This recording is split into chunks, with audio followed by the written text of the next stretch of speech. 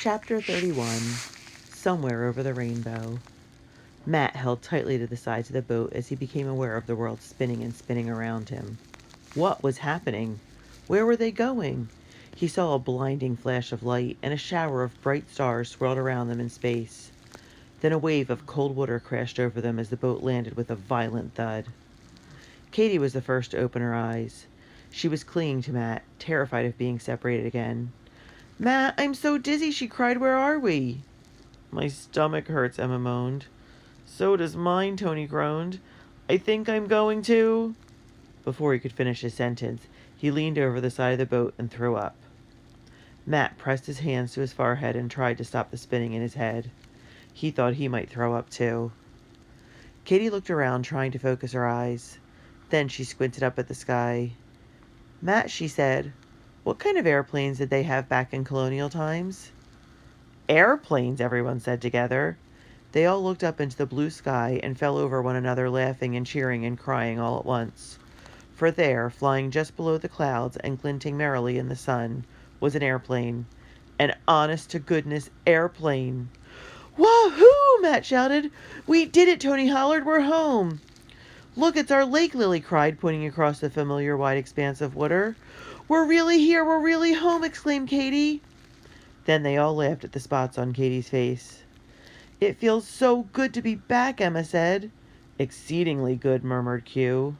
Hooter sniffed the air. "I can almost smell the hot dogs." "Actually, what you smell is diesel fuel from the motorboats," Q corrected him. "It smells delicious to me," Hooter closed his eyes and smiled. "I'll eat anything that's not a moldy oat cake." "Welcome back to the 21st century, everyone," Q said. Then Hooter looked down at his feet. "My shoes!" Hooter cried. "I've lost Ben's shoes." "Ben who?" Katie asked. "What are you talking about?" "Ben Franklin, that's who," Hooter groaned. "I had a pair of shoes that belonged to Ben Franklin." "Are you serious?" Lily asked. "Totally serious," Hooter moaned. "And he has my sneakers. We traded."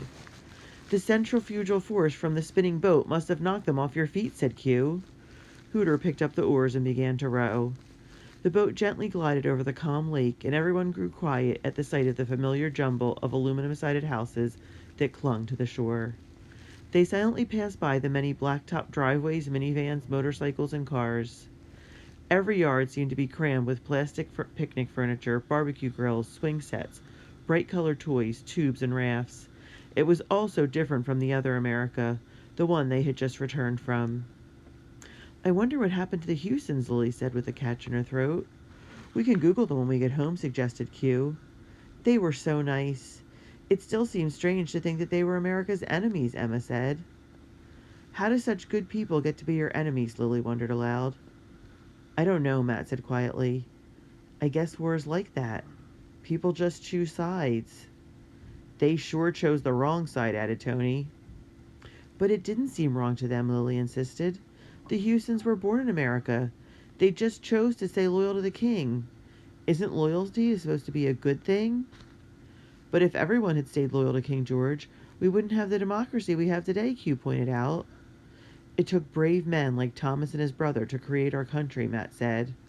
"And don't forget Ben Franklin," Hooter added. "But Master Houston was brave too," Emma said. Everyone was quiet then.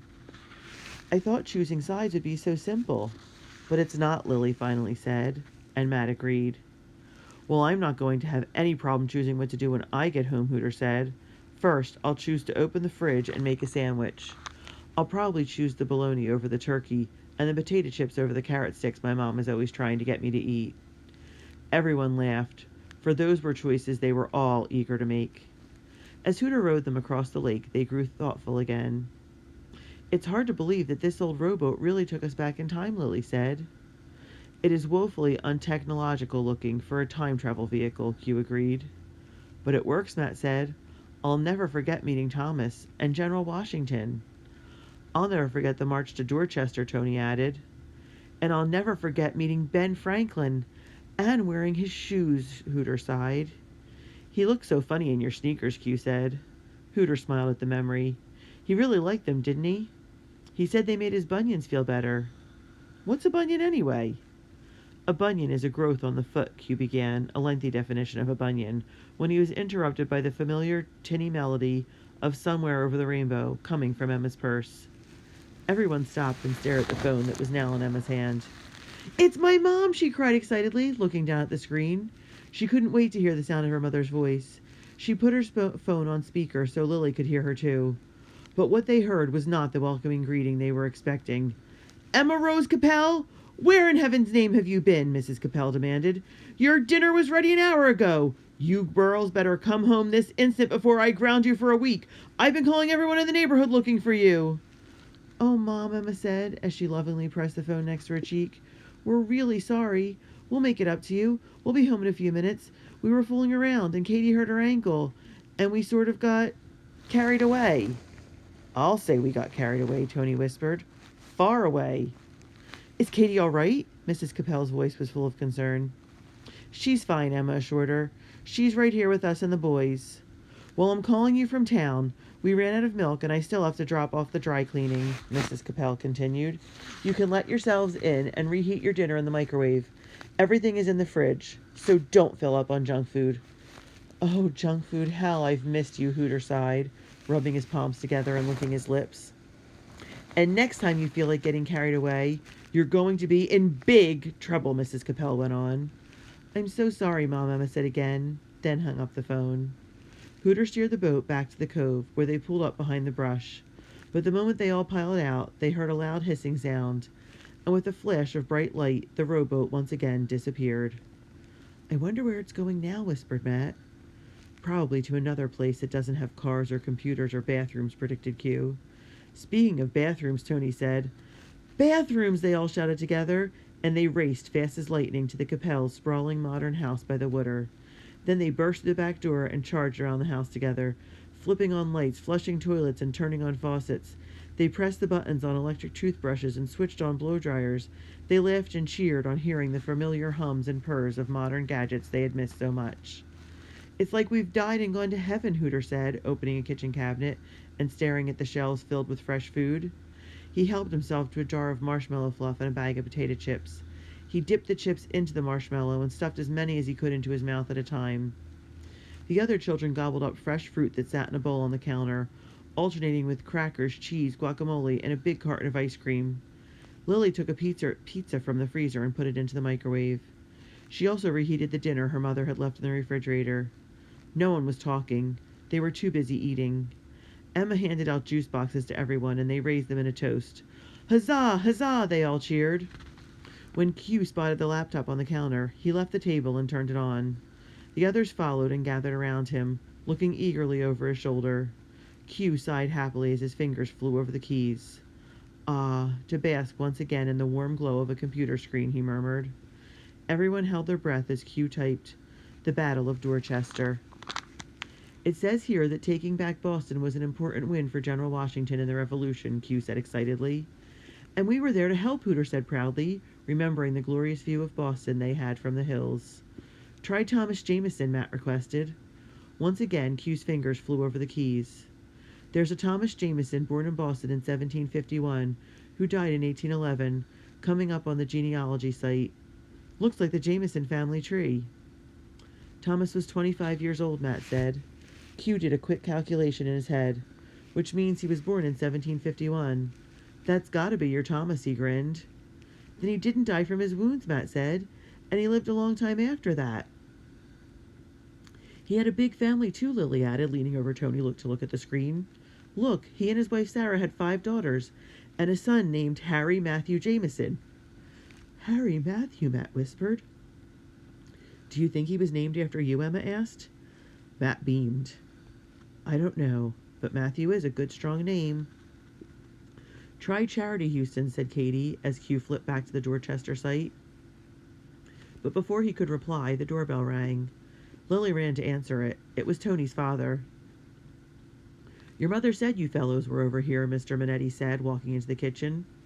"What's going on? And what on earth happened to your face, Katie?" Katie touched the red spots on her face. "I had the pox," she told him. "What an imagination this child has," Mr. Minetti chuckled. "And I thought you boys were supposed to be camping out." We were, Dad, but the ground is pretty hard, Tony told him. And it's getting cold outside, Matt said. And we got hungry, Hooter added through a mouthful of guacamole and hot fudge sauce. You guys need to toughen up, Tony's father said, shaking his head. What would you do if you were out in the wild and had to sleep on the ground? Somehow I think we'd manage okay, Mr. Minetti, Matt told him. Yeah, Dad, we're tougher than you think, Tony grinned. So what are we looking up on the computer, his father asked, leaning over to look at the screen. Dorchester 1776, he read aloud. That sounds interesting. Revolutionary War? The boys nodded. It's for homework, Dad, Tony told him. His father smiled. Well, I'm glad to see you guys are doing your homework on a Friday night rather than getting into trouble. Who? Us get into trouble, Tony said with an innocent look. Funny, but I don't ever remember reading about any battles in Dorchester, his father said, looking back at the computer screen. Do any of you know what happened there? All four boys started talking at once. Hold on, Mr. Minetti laughed. One at a time. You guys really seem to know your history. The kitchen phone rang and Lily picked it up. Oh, hello, Mrs. Melrose, she said into the phone. Yes, you can speak to Hooter. He's right here. She handed Hooter the phone. Hi, Mom. It's so good to hear your voice, Hooter grinned. Yes, I'm fine. I just miss you. Who saw me running without my sneakers? His smile faded as he looked down at his bare feet. Well, no, actually, I don't have them with me. I know where they are, though. It's kind of a long story. Then Hooter held the phone at arm's length, and everyone could hear Mrs. Melrose shouting, Brian Melrose, I swear this is the last time you are ever going to lose a pair of. Matt and the others pressed their hands over their mouths to keep from laughing out loud.